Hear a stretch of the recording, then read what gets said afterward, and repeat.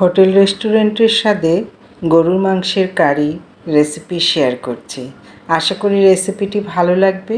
খুব সহজভাবে ঘরোয়া মশলা দিয়ে আমি এই মাংসটি রান্না করেছি। এই গরু মাংসের তরকারিটা খেতে কিন্তু অসম্ভব মজার হয়েছিল। তো চলুন ভিউয়ার্স দেখে নেই। রান্নার জন্যে 4 টেবিল চামচ তেল দিয়ে নিলাম, এতে পেঁয়াজ কুচি দিয়ে দিলাম। আধা কাপের মতো পেঁয়াজ কুচিটা লাল করে নিয়ে এবার দিয়ে দিব গোটা গরম মশলা। পেঁয়াজটা লাল হয়ে এলে দিয়ে দিলাম তেজপাতা, এলাচ, দারচিনি, লবঙ্গ এবং গোলমরিচ। এরকম মাংসের পরিমাণের উপর মশলার পরিমাণ নির্ভর করে, সেই আন্দাজেই দিতে হবে। মাংসগুলো আমি ধুয়ে পানি ঝরিয়ে রেখেছিলাম। হাড় চর্বি সহ মাংসটা দিয়ে দিলাম। এবার আমি এই মাংসটাকে তেলে কিছুক্ষণ নেড়েচেড়ে নেব। স্বাদ মতো কিছুটা লবণ দিয়ে নিলাম। এভাবে কিছুক্ষণ নাড়াচাড়া করে আমি দিয়ে দিব কাঁচামরিচ বাটা আর দিয়ে দিচ্ছি টক দই। টক দই আর বাদাম একসাথে মিক্সড করে ব্লেন্ড করে দিয়ে দিয়েছি। আর এখানে দিয়ে দিচ্ছি হলুদের গুঁড়ো, মরিচের গুঁড়ো, ধনিয়া গুঁড়ো। ঝালটা যে যেমন খেতে পছন্দ করেন সেই আন্দাজে কম বেশি করে দিয়ে নেবেন। জিরের গুঁড়ো দিয়ে দিলাম, গরম মশলার গুঁড়ো দিয়ে দিলাম আর দিয়ে দিয়েছি হোমমেড মাংসের মশলা। এটি আমি ঘরেই তৈরি করি, সেটি 2 টেবিল চামচ দিয়ে দিলাম। এবার কিছুক্ষণ ভালোভাবে নেড়েচেড়ে মিশিয়ে নেব মশলাগুলো, তারপর ঢেকে দিলাম।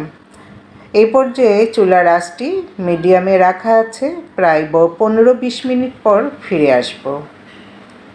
মাংস থেকে যে পানি উঠেছে সেই পানি দিয়েই আমি মাংসটা কষিয়ে নেব, আলাদা কোনো পানি ব্যবহার করব না। আর আপনারা করতে চাইলে গরম পানি অবশ্যই ব্যবহার করবেন। এবার দিয়ে দিচ্ছি আদা রসুন বাটা, এরপর দিয়ে দিব পেঁয়াজ বাটা। এতে করে তরকারির গ্রেভিটা ভালো আসবে, খেতেও দারুণ লাগবে। এরপর দিয়ে দিচ্ছি পেঁয়াজ এভাবে কুচি করে দিয়ে দিয়েছি, একটু মোটা মোটা করে কেটে নিয়েছি 4-5টা পেঁয়াজ। এবার ভালোভাবে নেড়েচেড়ে আবারও সব কিছু মিশিয়ে ঢেকে দেব। ঠিক 15-20 মিনিটের মতো রাখবো আরও, তাহলে মাংসটা ভালোভাবে সেদ্ধ হবে। দেখুন 20 মিনিট পর ফিরে এলাম, মাংসটা অনেকটাই সেদ্ধ হয়ে এসেছে। আপনারা চাইলে আরও সেদ্ধ করে নিতে পারেন। আমি প্রায় 1.5 থেকে 2 ঘন্টা জাল দিয়েছি, মাংসটা ভালো সেদ্ধ হয়েছে। এবার আবারও ঢেকে দিব।